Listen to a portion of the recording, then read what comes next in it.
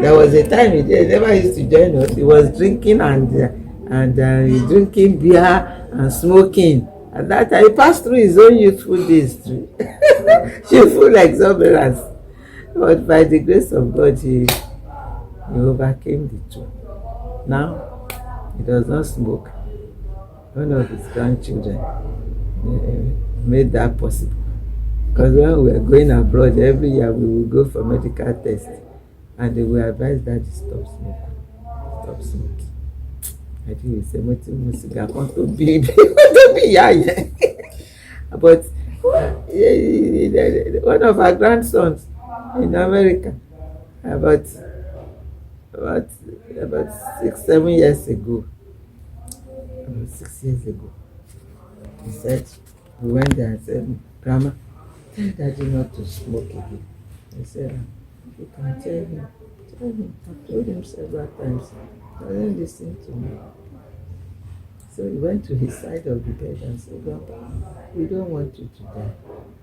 Please stop smoking. At that time, he was just about an 8-year-old boy. Stop smoking. Then he said, I've heard.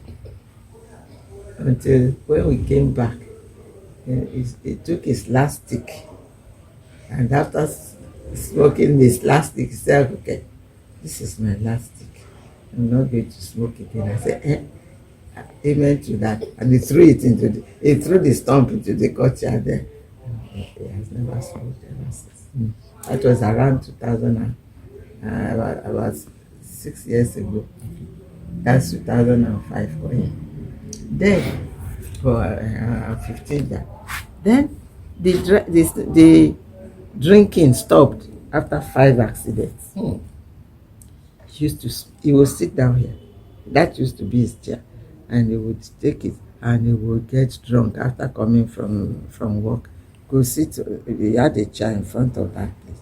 He would sit down, drink his beer till he went into stupor and would just manage to go to bed. But we prayed and prayed. And he could have an accident. He had 5 accidents. So when he had the last one, he was brought home.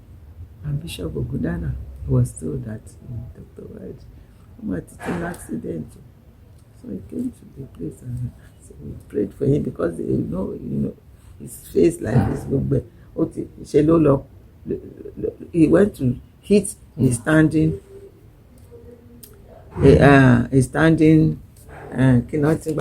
towing machine on the eve of New Year's Eve. Everybody, the children were home, everybody celebrating. And he said he was going to worship in one church that had not yet been roofed, St. John's Church in Ijoku, not yet been roofed. He said he wanted to go and worship under the stars. He'd be looking at stars.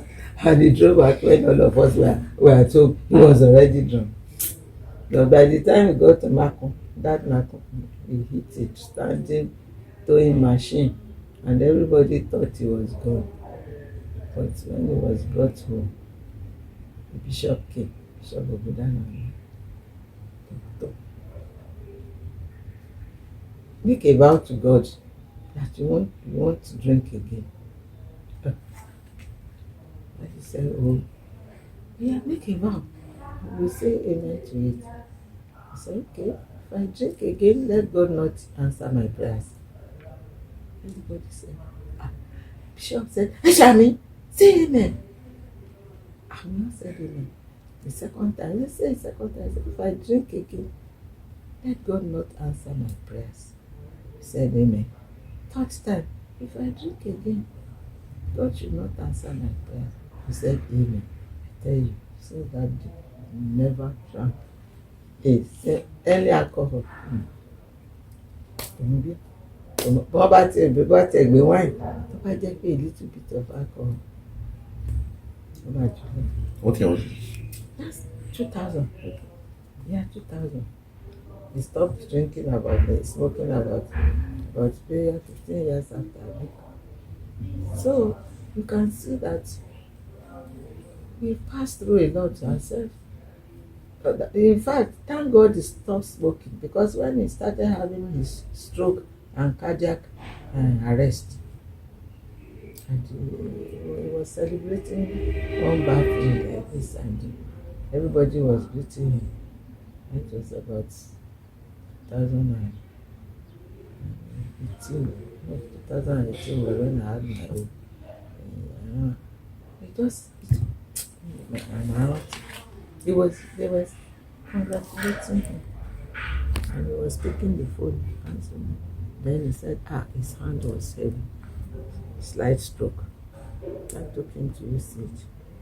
You took him to Malara's hospital, Ibadan. That's the only specialist hospital. From there, they discovered that he had cardiac problem.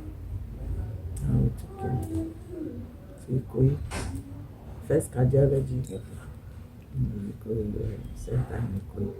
And so that's 2019, 2020, but God has been kind to us. He stabilized him. So he quickly retired from medical practice. He said they want to harm his patients. It's about in November. It should be 82 in November. This November. This November, it will be 82. So since that time, he's not been smoking, he's not been drinking after himself. So we thank God for everything. To God be the glory.